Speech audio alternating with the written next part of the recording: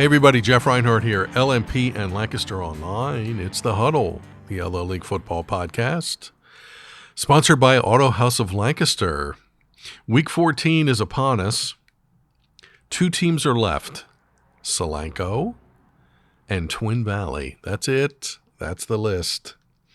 Two LL teams still practicing this week, getting ready for district championship games on Friday night.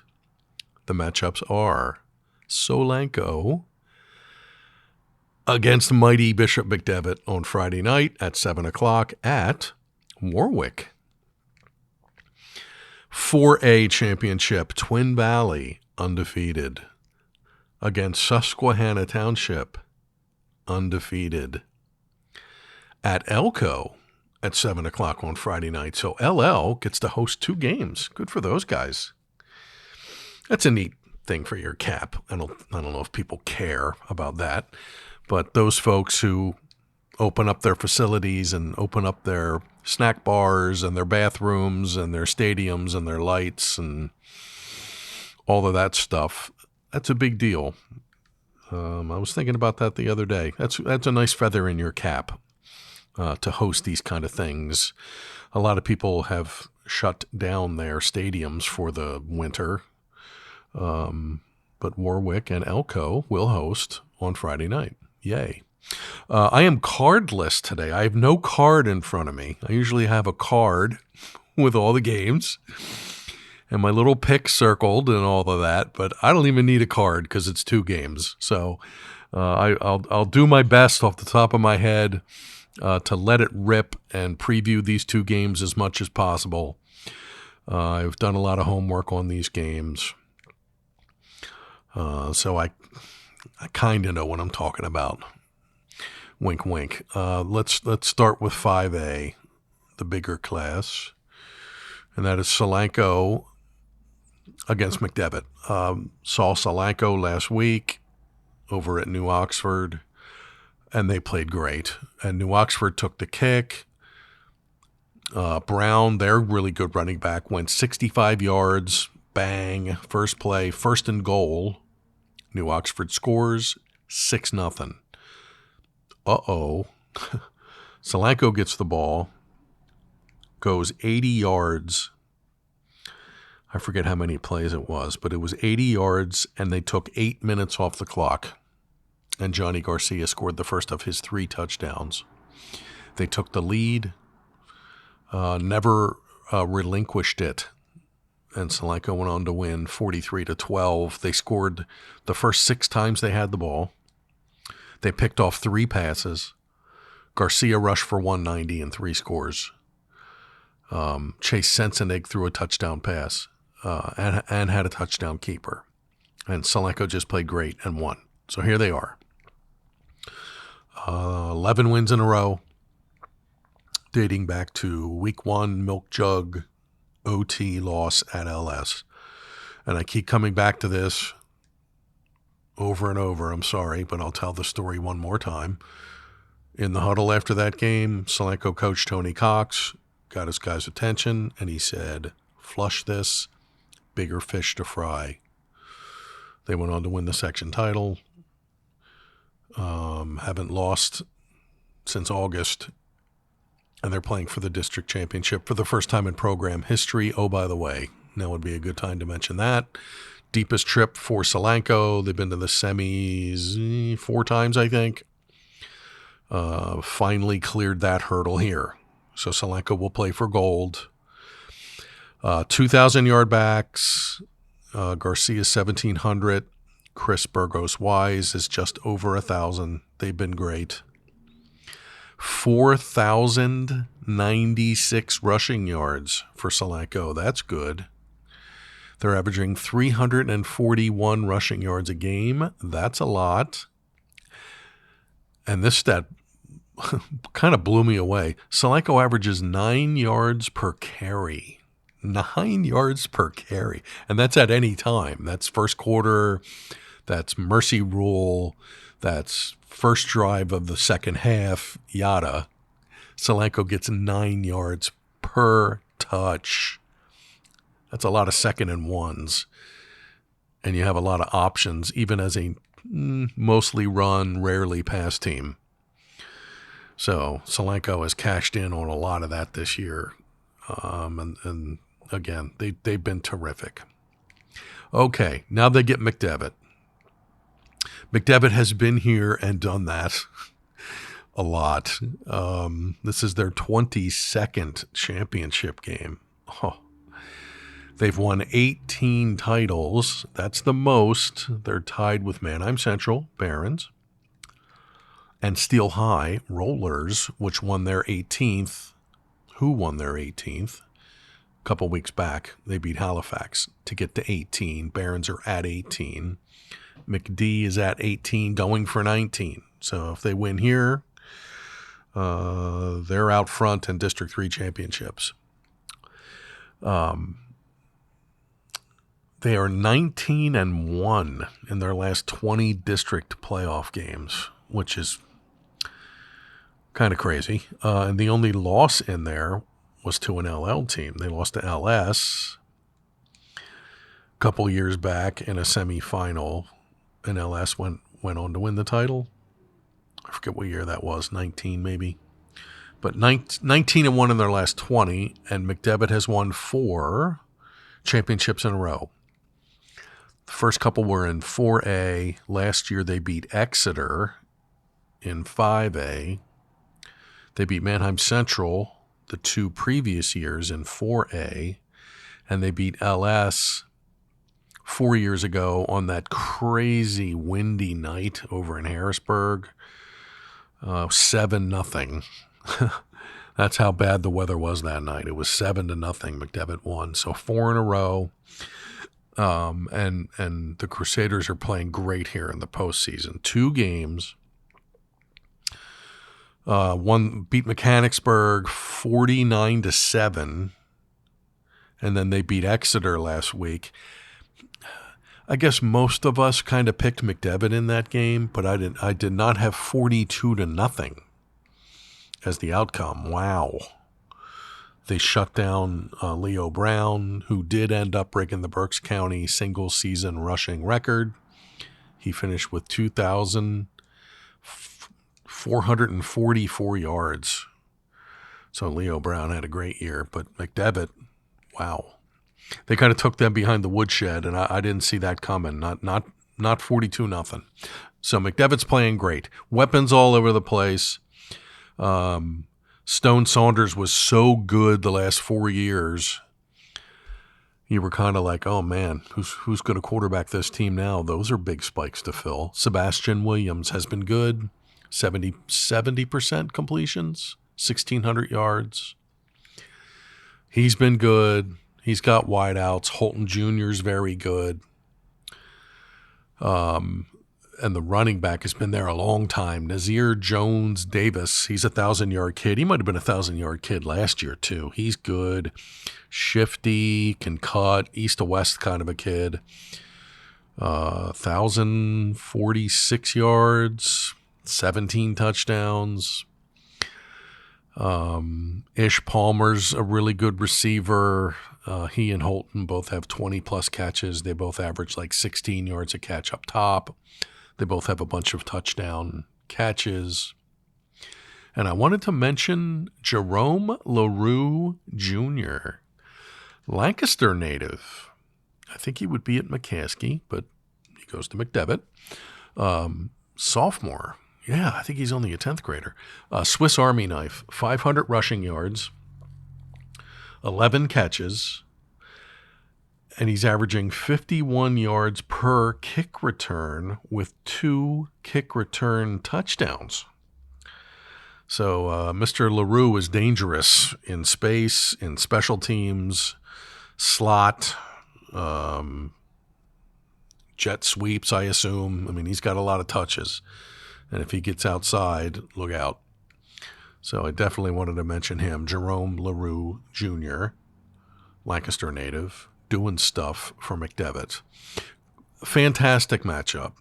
This is great. Solanco, living the dream, baby. District finals, first time ever. Now you get the big boy on the block.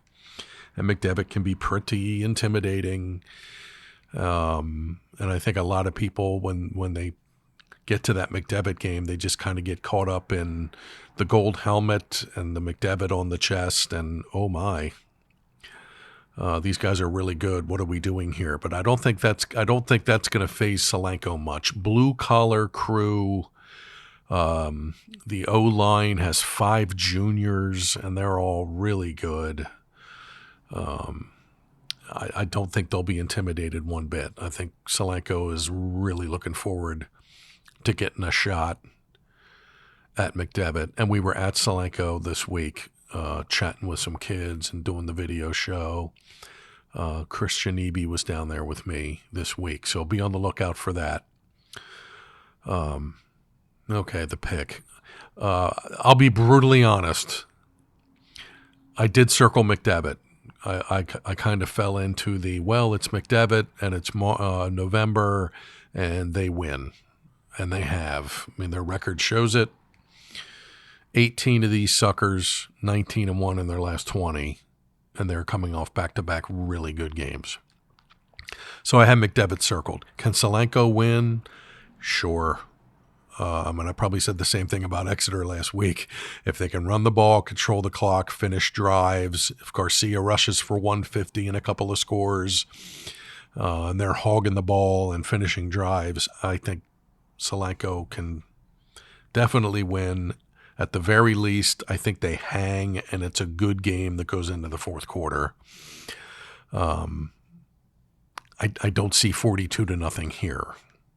I'll go McDevitt, but Solanco definitely has a puncher shot here because they're physical and they're blue collar, and they can win some if not a goodly amount of those battles in the trenches. And running that triple option, that's something that McDevitt doesn't see every day, and trying to prep for that in 5 days is not easy. So that's going to be a fun game. I'll see you in Lidditz for that. And Jason Garente is also going to partake. So we'll have a couple of stories from Solanco McDevitt on Friday. Okay. 4A championship. Twin Valley versus Susquehanna Township, both 12-0. Hannah had an interesting game last week. They played Wyomissing in the semifinals. Back and forth, back and forth, back and forth. YO had the lead very late, and Hannah drives the whole distance of the field and gets a touchdown catch with no time left on the clock. Wow. And they stun YO at the buzzer. So Hannah's got some mo, and they put up 50 the week before against Elko. So they're getting their third LL team in a row here. Elko, YO, Twin Valley, which is interesting. Torrin Evans is their quarterback, going to Marist. Crafty lefty, throws darts. He's really good. And he's not only thrown for 2,600 yards and 36 touchdowns, but he's rushed for 885 and 12 TD keepers.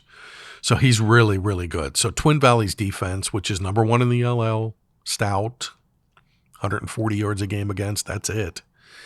They're going to have to contain Evans and discombobulate him.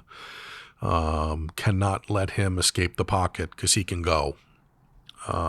Really, really nice player. Really nice player. Leaks and Kern are 2 really good wideouts. Both guys average 16, 17, 18 yards a catch. And Hannah can really score and get it and go. Exhibit A, going the length of the field and getting a last gasp, no time left touchdown catch to beat YO. That's pretty good. So that should have everybody's attention. They're 12-0. They win Mid-Penn Colonial. And they're having a season like Twin Valley is. Just magical, and here they are, and everything's going right. Not a ton of adversity. Both teams had some last week. Hannah obviously late. Twin Valley was down 14-0 against West York last week. And then closed the game on a 45-0 run. Hello. Like that was it. Like, okay, we gave you your 14 and now we're going to play. Drew Engel has been amazing in the playoffs. Amazing in the playoffs. I mean, wow. West Perry game, he had 219 and 4 touchdown runs and a pick 6 and a kick return touchdown. Last week against West York, he rushed for 250 and 4 touchdowns. So he's a tick under 500 rushing yards with 9 touchdowns in the last 8 quarters in playoff games. Wow. And Engel needs 26 yards to break his own school record for most rushing yards in a single season. So Drew Engel's been outstanding. Outstanding. And Lucas Myers, his backfield mate, and those guys pretty much flip-flop drives. And Myers is over 1,000 yards. He's like 1,020 with 20 touchdowns. So those guys have been an unbelievable 1-2 punch. Let me mention Maverick Foster, quarterback. 1,100 yards passing, 15 touchdowns, no picks. He's gotten to week 14 without a pick. That's pretty good. So Twin Valley, 400 yards a game. First in the LL. They've scored 640 points, 53 a game. Second in the state. Oh, wow. So they've been great, and they're having that magical season, and everything's going great, and the line guys are great, and the defense has been great, and these 2 running backs have been great. Ben Grundy's another kid, averaging 22 yards a catch. He's got 2 punt returns for touchdowns. I think he's got 2 kick returns for touchdowns. Twin Valley has been opportunistic. They've scored a ton of points. They've played some gnarly defense. And they've scored all different kinds of ways. They have like six kick returns for touchdowns, 4 punt returns for touchdowns, a couple of pick sixes. They have a fumble return for a touchdown. They've everything is going right for them. And the first time they get some adversity in a district game, pow, they score 45 unanswered. So I have Twin Valley circled. I have no card in front of me, but trust me, I have Twin Valley circled on the card at home.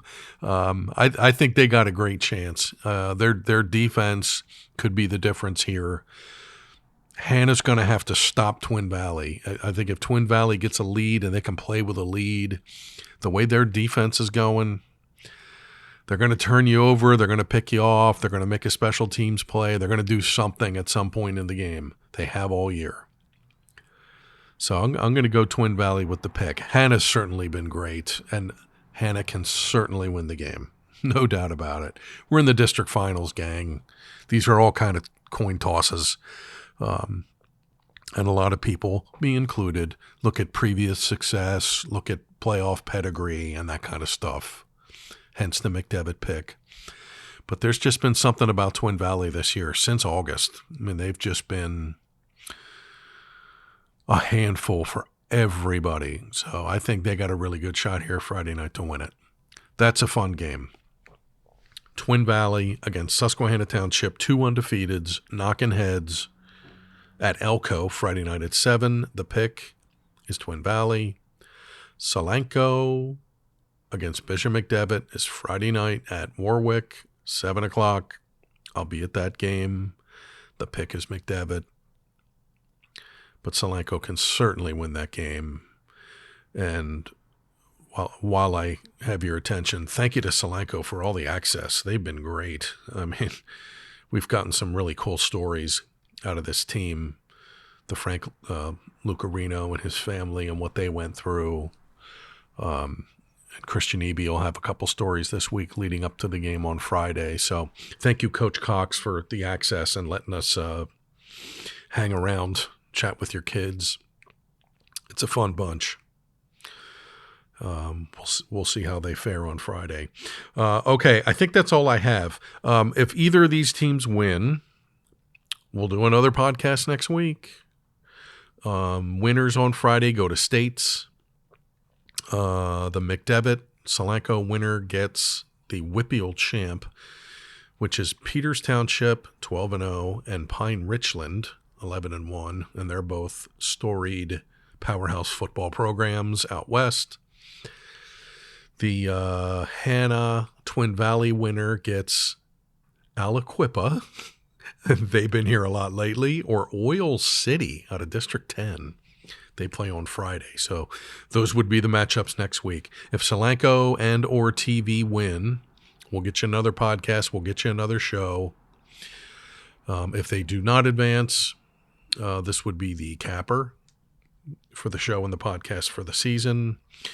And we will slide into basketball. Stay tuned for all of that. Okay, it's the Huddle, the LL League Football Podcast, sponsored by Auto House of Lancaster. Thanks for tuning in. Thanks for tuning in all season. Thanks for Auto House all season. Much obliged. Hope you can get to these games on Friday night. Hopefully it's not 30 and windy. We shall see. But if you go, enjoy, and stay tuned for all the coverage on Lancaster Online and in the paper over the weekend. I will talk to you soon. Thanks for listening.